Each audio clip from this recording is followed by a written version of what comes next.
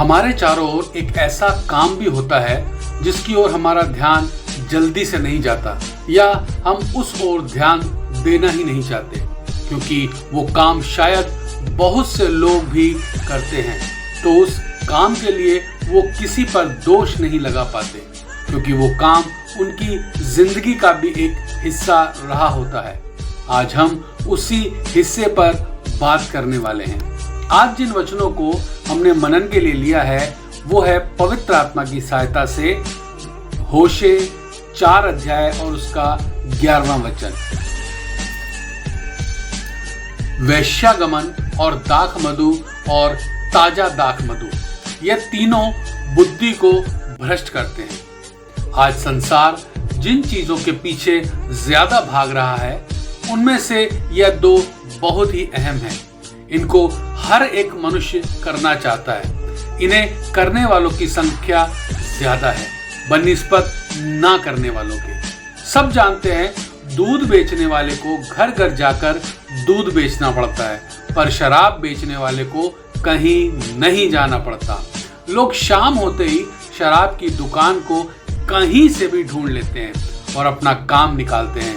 पीकर अपने घर जाते हैं, कुछ घर जाकर पीते हैं और रात को अपने घर में मार पीट कर सो भी जाते हैं। और बहुत से लोग ऐसे हैं जिन्हें अपनों के साथ पड़ोसी की बीवी, रिश्तेदार की बीवी, दोस्त की बीवी, राह चलती खूबसूरत लड़की, औरत अपने लिए चाहिए होती है। उन्हें कहते हैं व्यभिचारी और वैश्यागमन करने वाले। इन सब के बारे में ही आज हम बात करने वाले हैं। नीति वचन 20 का 1। दाख मधु ठट्टा करने वाला और मदिरा हल्ला मचाने वाली है। जो कोई उनके कारण चूक करता है वह बुद्धिमान नहीं। अक्सर गली में, मोहल्ले में रात के समय आप अचानक तेज आवाज आने से चौंक जाएंगे। जब घर से बाहर झांक कर देखेंगे तो पाएंगे किसी के घर से बड़े जोर जोर से लड़ने की आवाजें आ रही हैं। कुछ देर बाद वो आवाजें शोर में बदलती हुई प्रतीत होंगी। फिर वो आवाजें आपको गली के अंदर सुनाई देंगी जो पहले घर के अंदर से आ रही थी। कुछ देर बाद पुलिस की गाड़ी की आवाज भी आपको सुनाई देगी। यह सब कुछ ही घंटों के अंदर घटित हो जाएगा। उसके बाद लोगों की फुसफुसाहट की आवाज आने लगती है। उसके बाद लोग बात करने लगते हैं उस परिवार के बारे में। गली के हर कोने में वही बातचीत होती आप सुन सकते हैं और यह बात बहुत दिनों तक लोगों में चर्चा का विषय बनी रहती है।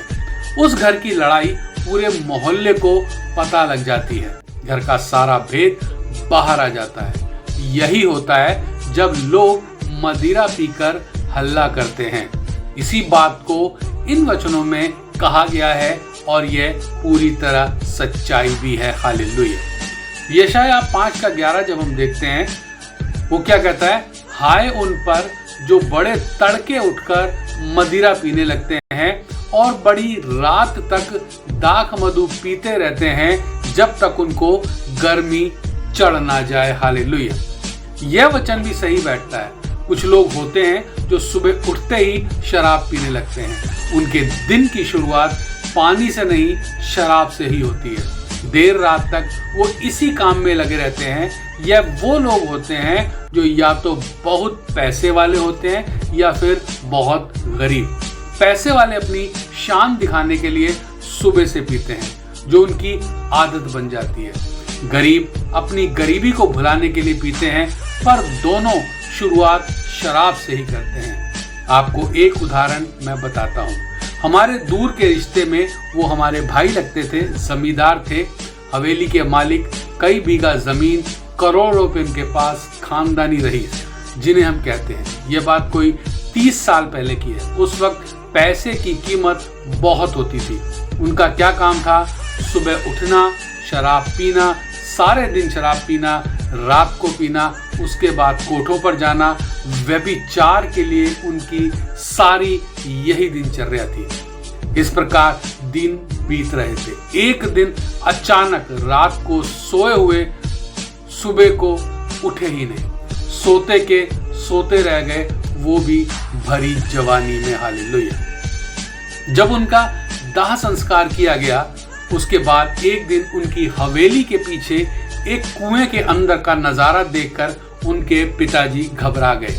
पूरा कुआं शराब की बोतलों से भरा हुआ था। उस कुएं को खाली करवाने में उनको 15 दिन लग गए। इतना गहरा कुआं शराब की बोतलों से भरा हुआ था। सब कुछ शराब की भेंट चढ़ गया।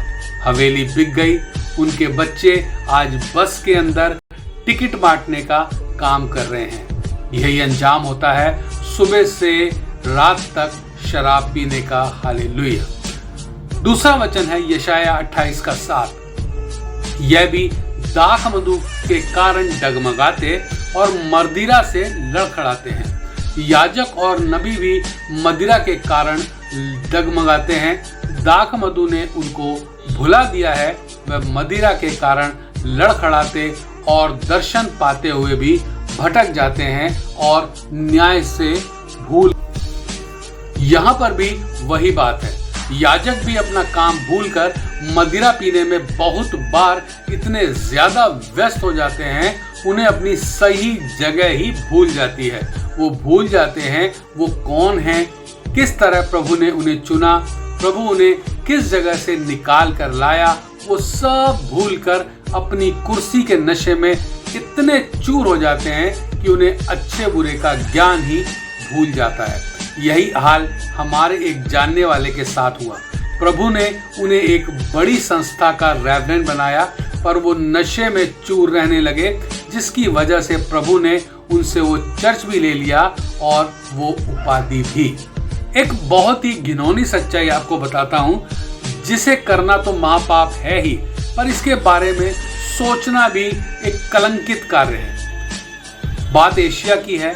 यह सच्चाई मुझे भी कहीं से पढ़ने को मिली थी।